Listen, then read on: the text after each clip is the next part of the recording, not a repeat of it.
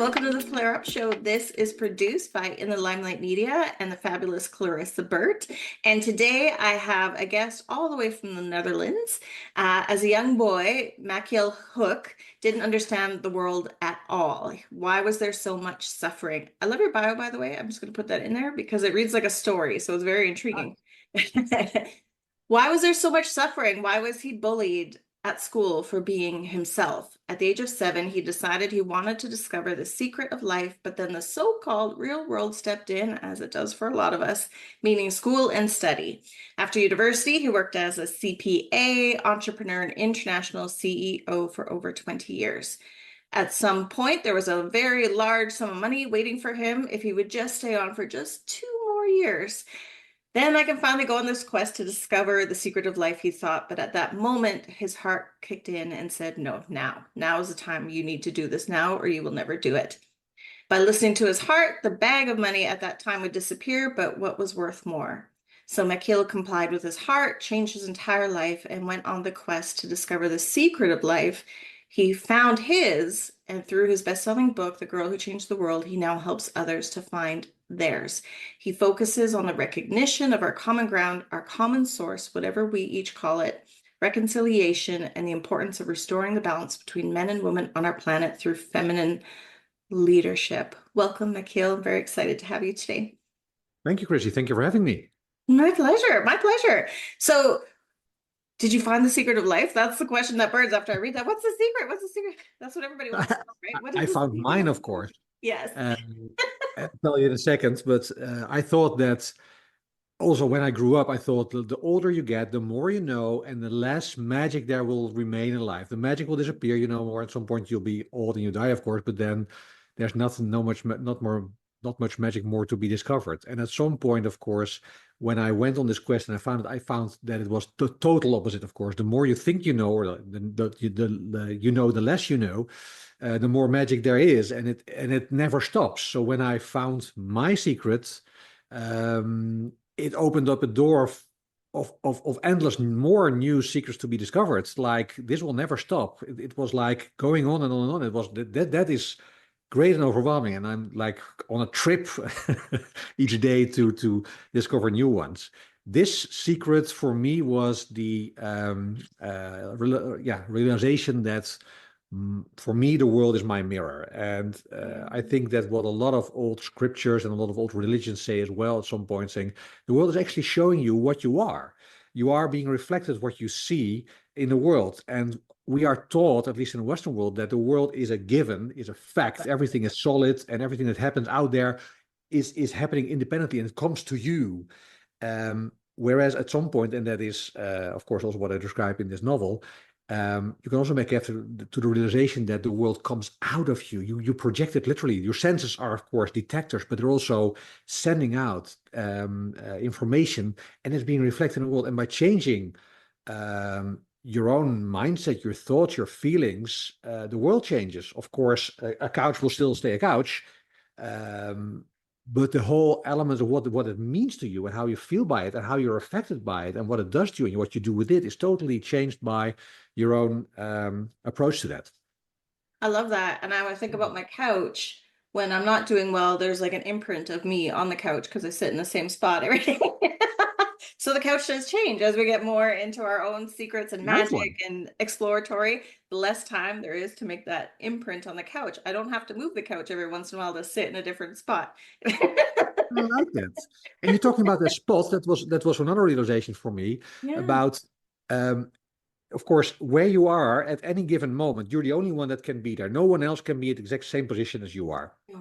And the position you are is, of course, as I said, these senses radiate, but you also detect of course, you radiate, and then it is being reflected upon you. So any point where you are is unique. You're always on a unique point of perception, point of view, point of whatever comes to you. And that point makes how you see the world differently, because on your couch, if you place your couch on a different location in your living room, you see the world, you see the things differently. If you have a conversation with someone and you choose change places, the environment and the energy becomes different because everything you look at from the other side. So and that has always been my life model. Try to be able to step in anyone else's shoes to understand where they come from and to understand what they've experienced, and to even maybe experience that you could have been anyone in this world if you grew up on the same place like anyone else, like someone else did, and if you had the same upbringing, the same DNA, the same experiences, you would exactly become the same person because that's the script that you follow at some point. So you could have been the worst criminal, you could have been the Mother Teresa, you could have been anyone. And by realizing that, it becomes a different way of looking at, let's say, opponents or people you disagree with. Hmm. And that is, and I'll stop talking then, but it's about what I realized in my life is that polarization in our world is ever increasing in these days. Yes. And from a European perspective, we see it a lot in America, but of course we have it in Europe as well, where it says either you're here or there, you're with me or against me, you're good or bad, you're a Republican or a Democrat, or whatever. But great leaders in the past, and especially in let's say ancient societies, were always working together, finding the common ground, finding how can we solve this together, how can we make this work together, instead of opposing, saying I'm right, you're wrong, and I'm going to make you feel you're wrong, and I'm going to do it my way. And I Yes. think that's a recipe for more destruction in our world, more calamities, and more of the things that we see today, and all wars going on, all battles, and that's heartbreaking. It is heartbreaking. There's so much I want to unpack there, and I still want to get back to the beginning of your story too. But when you talk about polarization, you mentioned America, so I'm Canadian, but Clarissa, who produces the show, is American, of course. So this is something that we experience here quite in Mhm. Technicolor. And you talk about MANA, Make America Nice Again, which I really like, because I always say mega, make empathy great again. Like, I like it. I like it. Thank yeah. you. Yes. Yes, it's about the polarization, the width, it's either you're there or you're here. And it's really come from this, I think, this is just a theory, this individualism, because people are somewhat working on themselves, but they're not learning how to integrate that into the community. We're still a community, even though, yes, Yeah. the world reflects back who we are. We still have to engage with the energy, which you mentioned. We're still that changes with everywhere we go. So if we don't learn how to be the best version ourselves that benefits our community, we're always going to be a little bit behind. That's what I think I fully anyways. agree. I fully agree there. And that brings me maybe to another point. For me, was a realization through this quest of seeking the secret of life. I didn't understand the world as a child, and I later understood why that was. I realized the world at some point, I realized the world is totally out of balance in terms of when you look at it from a masculine and feminine side. Yes. Um, our Western society, but I think the whole world has been, let's say, masculinized for millennia. And that's not a question about toxic masculine energy or whatever, but it's anything that becomes out of balance, becomes overwhelming and suppressing the other parts, becomes out of balance and at some point will destroy itself. Yes. And I think that's what the polarization does. The polarization individualism that you talked about is a specific masculine element. And that's all good in the realm of spirituality and yin and yang, because they need to be in balance. You have to be individualized to be able to be a part of a group. But the feminine energy looks at the bigger picture, look at the bigger part, is about cooperation, it's about longer term thinking, whereas masculine is more on the shorter term thinking, more about the ego, more about itself, and they two should be in balance. And that's why I'm really focused on trying to bring the message about feminine leadership and feminine energy, because that I think is what is necessary, or the real solution for the problems in our world. Every problem, every polarized problem, every war, every conflict in the world is caused by man, fought by man, and fueled by man. And I think what we need is an overarching energy, because on this level, like Einstein said, you cannot solve a problem on the level where it was created. You need a higher level. And I think the feminine energy is overarching, because um, it's not about men and women only, but let's make it easy. Women are able to reconcile on a different level. They have a different, of course, way of dealing with things, but they are the source of life on our planet. Of course, without men, there wouldn't be alive, but they're giving birth. And that alone is already a connection which men don't have in that way, and they don't have to have it, but the solution, in my view, is we need this overarching energy and we need a reset of the system. We don't need 50-50 men and women in boardrooms and in politics because the system is masculinized. So we need a reset of the system, bring it back to values where we are really on a 50-50 or an equal level, balancing these energies. With authenticity, not quota reaching, right? So it's not about just having, which is what you just said. I always think too about the feminine and the masculine, and I think about sort of the planet as Mother Earth, as the planet as feminine. And I think if you want to see what people really feel about women, watch how they treat the planet. And I find there is a correlation between the exploitation and the plundering and the using up of resources. Yes. There does seem to be a correlation there, I find. And I think that if we had more, yeah, more of that balance, of that equilibrium between the two, the appreciation of the diversity between the two, and how we actually work best together, Mhm. so many of those problems will become solvable, I think. Solvable indeed, and it requires firm steps to get there, Yes. and that's why, of course, in yin and yang you have this big black and this big white path, but each of them have the circle of the other part in it because that's the Yeah. spark that combines them and ignites it, and it keeps the whole system Yes. rolling. And I think uh, this is general talking, of course, but I think in this light, the feminine energy, feminine leaders needs a masculine spark in there to spark the move and say, okay, we Yes. need to be firm here. We need to be really powerful here, rise over our own, I say maybe perceived limitations, because feminine energy is much more powerful than masculine energy if it is in its real natural element.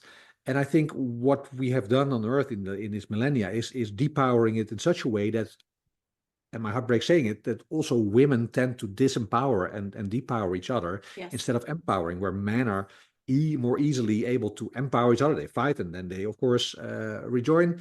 Um, but women are let's say, able of keeping each other down for certain reasons. And that's why I think also the Clarissa, with her self-esteem regime, is really touching upon that point, saying Mm. we need to get that self-esteem back to a level where it is able to overarch this and get to the solving of the issue that we have on this planet, and that really requires also masculine energy, because steps need to be taken, really decisions need to be made, and systems have to be broken down and rebuilt. Yes. Yes. So if we could go back to sort of towards the beginning of your story, so you obviously you mentioned in your story that you knew there was something worth searching for before you got to the place of searching. Do you remember when that started within you? You know, even as a young boy, I know you mentioned that you were bullied, which would mean that probably in some ways you felt different. Is Sure. there, where did it start where you're kind of like, one day I'm going to have to look for this because I feel there's something more to this world? I just know that at some point I really had this vivid sentence in my head. In this life, I'm going to discover the secret of life. That was like a conviction. It's like, I'm going to do this. And I was 7. So it's like a strange thought for a 7-year-old boy. So it was only, I know that it was there, and it was then again out of my system. So it was maybe something that was like a prelude for later on. Hmm. But I indeed didn't just understand it. And being bullied is like, you cannot be yourself. And that feels wrong. But if you're being bullied, for most people, it feels I'm incomplete. I'm not good enough. Yeah. Um, and I think I struggled with that. And for one part about this feminine masculine energy, I felt more in touch with or more at ease with feminine energy than with masculine energy. I at that point I thought masculine energy was dark, was aggressive, was really, I was afraid of that. And until I on this quest, I was able to reconcile myself with my masculine part and balance the two energies in myself. I could well see this, at least for myself, this element of why we're out of balance and what needs to be done to bring it back into balance. So I think it was those elements, more being, well, comfortable with being looking at feminine energy than at masculine energy. And that's important to notice, of course, about masculine and feminine energy. It's not about men against women. Of course, in majority, you could say that it is, but there's a lot of men, of course, who are in touch with their feminine side, and there's a lot of women who are in touch with their masculine side. It's about balancing it and being in your true own power. And that means for some men to be very much on the feminine side, and for some women to be very much on the masculine side. That's for everyone else, everyone on its own to decide. Yes. Yes. And then you get to this point in your career where things are obviously going very, very well, and you have the opportunity for it as far as wealth and riches and fame to get even bigger. But that's the moment that you decide, no, it has to be now. Yes, it was What led you to know it had to be now? just it was really an inner voice, and I've never experienced that before in my life, and only experienced once after. A real voice in myself saying, I was literally sitting my first holiday in years with my then wife in France at a beautiful villa we rented, and just out in the beautiful weather, sipping a nice glass of white French wine. And I thought, okay, 2 more years, and then I can go out and do what I really want, what I came here for, actually, I thought, and find this, go search for the secret of life. And just then, just this, my heart, my inner voice said, no, no, no, no. You gotta, if you want to do it, you do it now. And it was such a strong voice, because otherwise I wouldn't have believed it. But it was really like, what is this? And I was just for 1 millisecond annoyed by it, because I knew what it meant, that if I would take the decision, that I would give up everything I worked so hard for. And that's, of course, typical masculine aspect in the world. Of course, our accomplishments are measured in terms of wealth, finance, results, positions that we build, fame, and that's one way of looking at it. But the other way of looking at being at ease with yourself, and being comfortable with yourself, and knowing that what you are doing matters, in the end, is much more important. But for me, it was quite a hard few seconds at the end at that moment. But I realized my heart is worth much more than anything else, and I knew that this voice was right. And I've seen a lot of people who at that point first they said, "Oh, you're crazy. Why are you doing this?" And later said, "Oh, I'm going to do this. I'm going to do this as well. I'm going to change my life. I'm going to stop working because this is very important." And no one does it, because indeed the only moment always to do something different is now. If you want to stop smoking, don't wait until 1st of January. Do it now, because otherwise probably you won't do it. Yeah, that's all we have is right now. It's the only time we get to be present. Yeah, Um, and then easier so said than done. yes, so you made this decision, and then what? Like, how did you start this journey, and how was it easy? Was it difficult?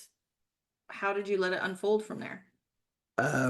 I thought, okay, I'm gonna do. I was planning to write a book about it. When I searched for the secret of life as a child, I thought I had to do it by my brain, by my ratio, by my logic, by my intellect. So I read in that 37 years to follow. I read over 2,000 books about religions. I read every religious book, spiritual book about aliens, about reincarnation, about pyramids, whatever you want to call it. I wanted to understand. Hmm. Um, but that gave me some concept, but it didn't give me the experience. So when I started on this quest, I thought, I'm going to write a book about it, and I'm going to write a book about it that I would have wanted to read when I was a child or a teenager, a young adult, to give me these answers.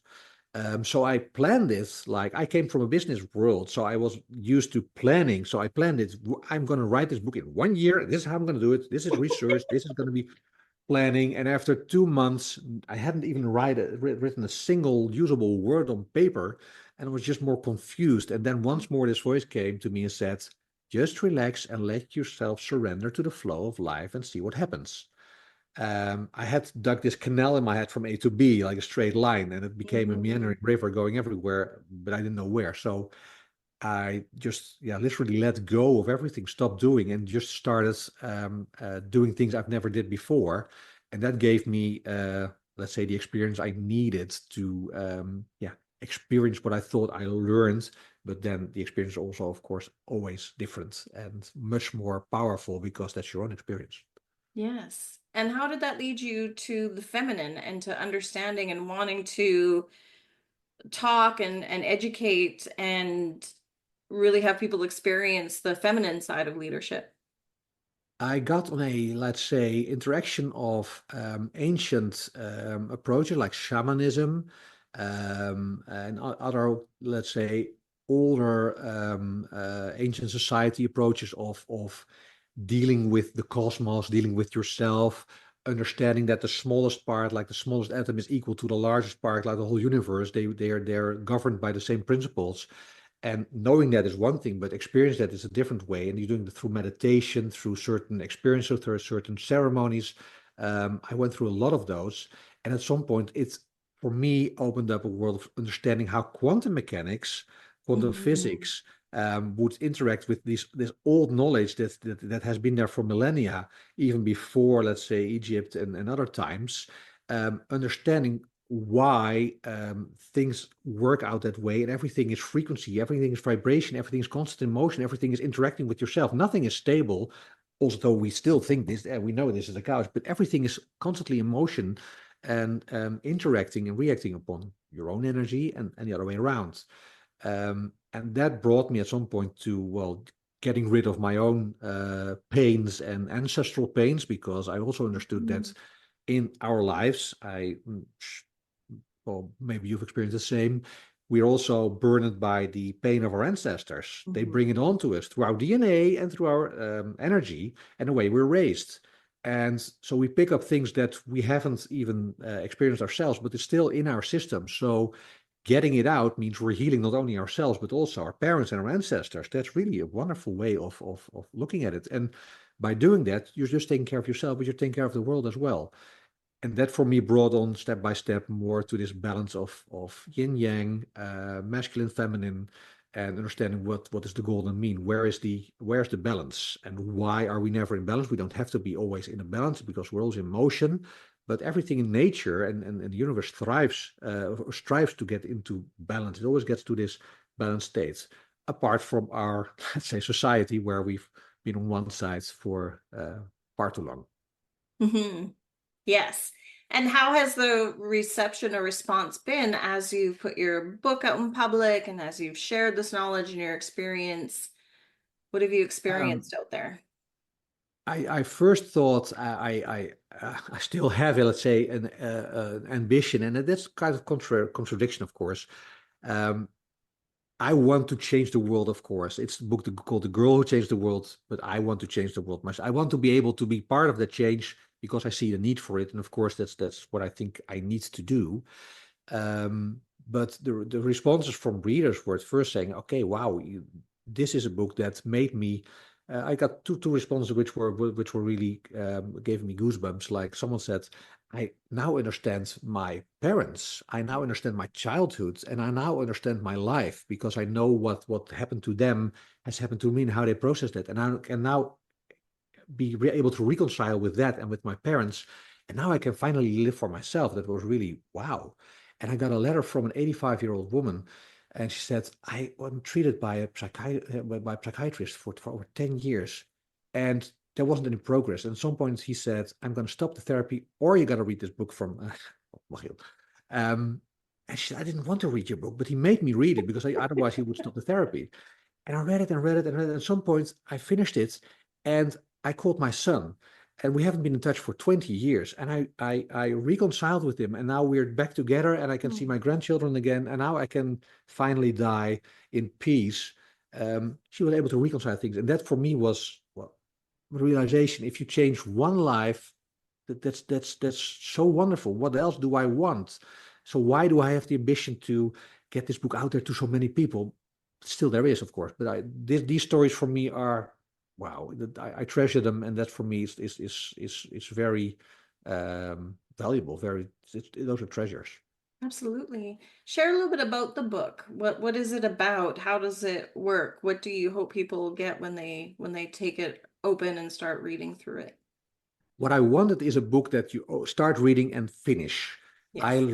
read a lot of books about self-help books and about all these topics, but they were more or less non-fiction. So you can start reading at some point, you stop because I want to have something that pulls you through. So I wanted to be a novel, the same way like Plato and Socrates. So if you want to tell people, give people something that they can learn from, you have to do it in a story. So Story. for me, it became a story about a young girl, and for her, the whole world is against her. It feels she has a lot of adversity. Some people can call it a small adversity. For some people, it's big adversity. But for her, it's adversity, and she's not able to cope with it. And she's at a week at her grandfather's house, and he notices that she's struggling with this. So he invites her to take on this quest for the quest for looking for the secret of life, but he doesn't tell her how. Of course, he lets her experience it herself. So he brings her in a lot of positions, and explains how things work, but also let her experience it herself and confronts her with her biggest fears in order to get to a process where she is able to say, hey, the world is maybe not the way I see it, and I have total control. Because if the world is your mirror, that means one thing, that gives you endless responsibility because you're responsible for everything that out there that happens, and it gives you endless possibilities because everything is possible. And that is the bandwidth that you can then work from. And at some point, of course, she gets to that element, but with her feminine intuition energy, she realized that her grandfather is really not really walking his talk. He's a wise man, but he made some mistakes or did some things in his life what he's not proud about, and he needs to solve them. So at some point, she confronts him with that, and he goes through his own pain at that moment to discover what went askew there, and to get to his own healing and reconciliation with himself, his parents, his grandparents, everything above that. And so both their lives then are changed. And that for me is the message of the pure feminine energy, which works on a different level than masculine energy, confronting the masculine and saying, hey, you got to do this different. Things got to change. Otherwise, I don't want to be your granddaughter anymore in this way. Oh, it's beautiful. And it is a beautiful story, and it is so readable. Like I like that you put it like in a fable, like in a story. Some of my favorite books where I've learned the most are put in that way. So I think you definitely achieved Wow. achieved that. It's one of those read through moments. Absolutely. So let's say we talked about we talk about I'm trying to think of the best way to word this. You talked a bit about America and you live in Europe. But you really are focusing on this on a world scale. But is there something specific to America that has your focus, or is Yeah. it really just trying to get the message to every place that needs it? The latter, of course, but America. When I started writing this book, I started writing in English. I thought I want to be published by a big New York publisher. Yes. Get it. Of course, that didn't work. I had to write it in my own mother tongue, and then had it translated, etc., etc. And start here. But in my view, America is such a influential country in the world. It is so in its scale, the biggest country that has been, let's say, created in its current state. Of course, there were ancestors and people that lived there for millennia, but the current setup, the current structure of the country is, of course, only a few centuries old, which is much younger than most countries in the world. And it had such tremendous influence. Of course, in Europe, we were saved by the Allies, by America from in World War II. So we have a lot of uh, to be grateful for. Yes. Um, but what we also see is that America is so influential in the world, and because it's your country is such a relatively young country, things have developed in a way um, where things already were put on this masculine level. If I would think of the most masculinized or the masculine country of our Western world, that would be America. So I thought that's the best place to to start or to get this message out, because bringing about this message about feminine and masculine energy and leadership, if this works in America, it would have effect in the whole world, because America is still so influential in the world. And no matter about politics, no matter about political preferences, I think, um, especially for, and I'm saying this from a man's perspective, but for a lot of women, the next few years will become quite tough or challenging. And I think that we need to prepare for that, and also for the time thereafter. Um, and I think in the end it will all be all right. But we're going through turbulent times, or everywhere in the world right now. So things sometimes have to become worse before they get better. And I think Yes. that's what we're seeing right now. And Me too. America is, I think, a pivotal country, a pivotal society, um, based on its history, based on where it's now, to be the let's say the new guide for the world, but only if things change, because in this current setup, it won't be a guiding country much longer. And I wouldn't love to see that. Yes, yes, yes, yes to all of that. Yes. How can we, us that are here with boots on the ground, how can we all play a role in getting this message out and, making the world nicer again? How can we all participate? I think a lot of things are working that way. What I think is that, let's say, the movie Barbie, I call my book the, let's say, Barbie meets Oppenheimer, because it's about Yes. quantum physics, about masculine feminine energy. I think the movie Barbie did a great job in highlighting some topics there, really brought them out in a wonderful way, and I think that's what needs to be done more. But I think what is really necessary is I think within women and groups of women to question how, if we are able to change the system, how can we do that? What should be done? And how should that new system look? How should a system work where, and I'm talking here about yin and yang, look at it from a spiritual way. We have yang, which is masculine energy, and yin. Yin is the creative and the creative feminine energy, and yang is the foundation. If it's explained in the principle, yang is the foundation, the bearer, but it's in service of the feminine energy, because the feminine energy is creative; it creates new life. So masculine energy supports and is in service of the feminine. Where in our society do we see masculine energy being in service of feminine energy? Where do we see men being really literally in service of women? Almost everywhere, in every situation, organization, it's the other way around. So I think the open question is, because I don't have those answers there, but why, how can we change that? How could we either tipple it and make it equal, or at some point, let's say, turn it the other way around? Because, and that's stories. But if you look at ancient societies, ancient civilizations, ancient cultures, there is this balance. And if you look at the animal kingdom, we make this story about alpha males, alpha Yes. man in the animal kingdom. That's not the way nature works. If you look at wolves, for instance, which we like to see in terms of a pack of wolves, the men create safety because, of course, they're strong. They are there for safety. Yes. They're bearing it, but the decisions are being made by a older female, because she's the wise one, and she doesn't take decisions lightly. She relates to the whole group. It's the way elephants work, and you could call that a matriarchy or a female matriarchy. I don't know, but we need to change it. And I think how should we deal with that? The question is, how can we maybe first look from the other way around? How can we topple it up? How can we get to societies and organizations in every structure that the masculine, so men, are in service of women, of feminine energy? Hmm. And then move that further. Yes. Yes. Yes, that alpha, I mean, that was a debunked study specifically about the wolves and the man. The male wolf is a nurturer. They're great parents. It's about the family and making sure the family's safe, protected, and provided for. It's the male and the female are together. They're symbiotic. It's not a dominance thing, and that's Right. completely gotten misaligned. We think about discipline, even that was really about teaching, not punishment. And it's just so funny that we've taken such extreme what's the word when we interpret something? We've taken these extreme views on what things should be interpreted as.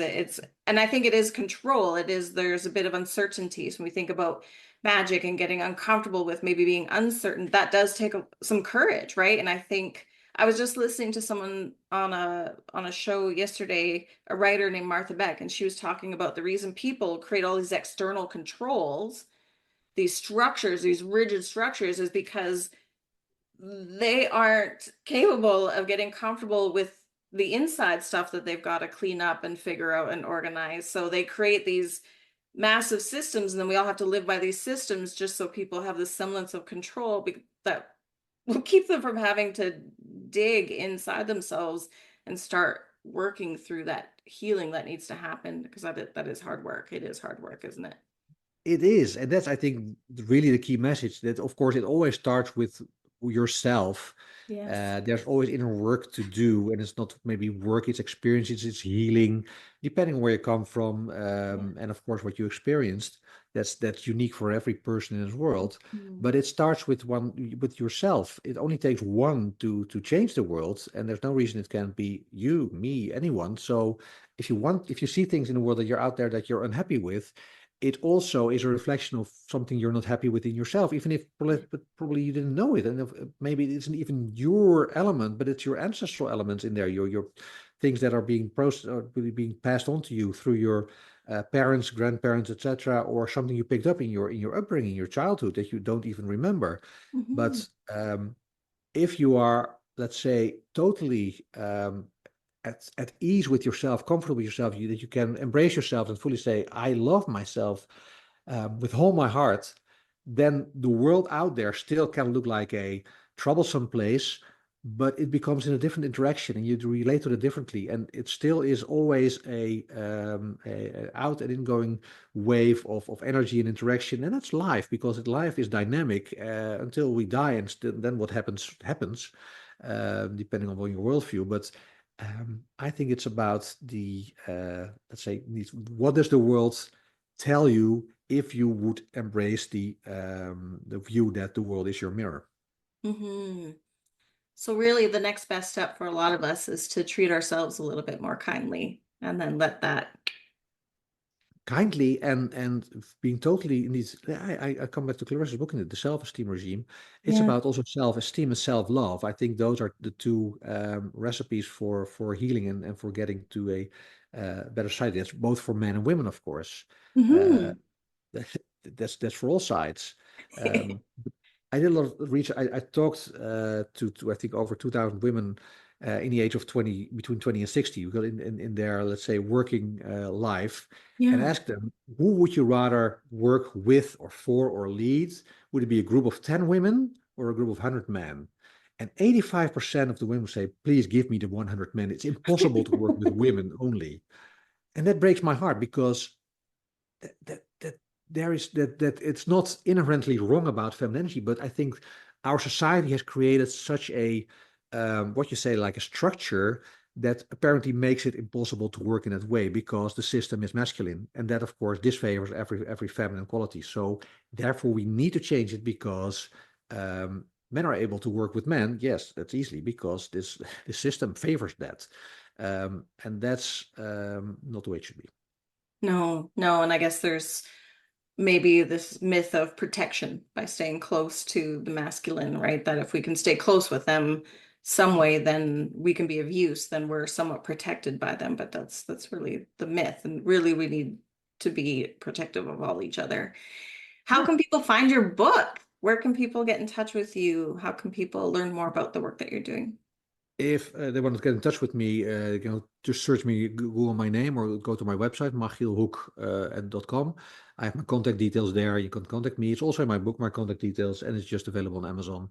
Of course, I would love to be in bookshops, but that's a different story. And Gonna come. also I'm working on, but it's available on Amazon. And if you get the book, every contact detail is in there. I would love to be in touch with people, because I think this is, I want to be part of this movement, and do whatever I can to be part of the change to a world where we are getting in balance again. Yes, yes. And before we go, just tell us a bit about where you're at today on your journey. What makes you smile? What makes you happy? What are you discovering? Part of my change in this journey was that I also realized I wasn't I didn't have children, and I wanted to become a father. I had this deeply engraved feeling that I would become a father in my life, and when I changed my whole life, I also had to step out of my relationship, um, met my new love. We wanted to make a child together. And that process was really hard and cumbersome. We had 9 miscarriages, and some point, like, say, okay, this might not happen at all. Um, but I got such deep conviction about it. And at some point, magically, that was a real magical process. She got pregnant, we got pregnant, and our son was born. And Wow. for me, looking in his eyes, I'm 51 and he's 4, so I became father quite late. Yeah. Every day, looking in his eyes, his smile, of course, his struggles, is magical to me. And maybe because I yearned for it so long and the process was so long and cumbersome, maybe that's why I treasure or value it more. But I think a lot of parents can relate to that. That's life, and every child, the energy in their eyes, that makes me smile, and uh, alone, and everything else is bonus to that. But I love life. I love everything that's in it, and I love the dynamics in our world, that is the polarization, the extremes. But I love the balance. I love the center. I love to be in balance, and I love to experience the love and to understand. And then I'll stop talking. The part of Namaste, the Namaste part, saying that the divine in me, or the spark in me, recognizes the divine or the spark in you. We are actually the same. We are from the same source, whatever we want to call it. And yeah, realizing that, but trying to recognize it every day with everyone I see or meet. And of course, it looks like hallelujah, but sometimes not they are conscious. But when I make it conscious, when I try to relate to someone else, say, okay, I could have been you, you could have been me, you see each other's eyes and connect that way. That's magical as well. That's so wonderful when you learn where people come from and what they've experienced and what they do. There's so much connection, and that's wow. And that is magic. That is increasing instead of decreasing. What I thought a long part of my life, there's much more magic, and it gets bigger every day. Wow. It's the wonder, right? It's just the Yeah. wonder, like just the little everyday things that we don't stop. And then you have a child and you see things through their eyes, and then you see it through an animal's eyes, and then it just you just become like a whole, yes, more receptive person. There is something very changing about You having say that children or being in the beautifully. environment Yes. of Yes. children. I agree. Well, congratulations. That's a wonderful way to end and to finish. So happy for you and your family, and thank you so much for spending time with us to share your heart and your story and the message that you're trying to bring to the world. It's really important work, so we really appreciate you being here. Thank you for having me, and thank you for the wonderful work you do and that Clarissa does. It's really amazing to see that, and it's when you realize that a lot of people doing this and are hey, we were trying to get to a better, nicer, more loving world. It's also so heartwarming to to know that there's a lot of people on the planet doing these things, and that's, I think, the beautiful part. We can be overwhelmed by negative news and things that are really Yes. terrifying to see, and especially with the current situation in the world on several parts of our planet. Um, but there's so much good going on as well, and there's so much beautiful things and beautiful people, and I think that is really different than centuries and millennia ago. So that also is very hopeful, and that makes me just really smile. I love it. Thank you so much. Thank you.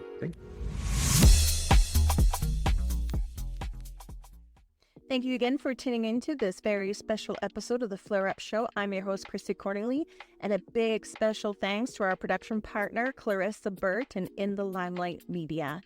If you'd like to check out the video version of this show, please check out our YouTube channels. Just search for In the Limelight Media.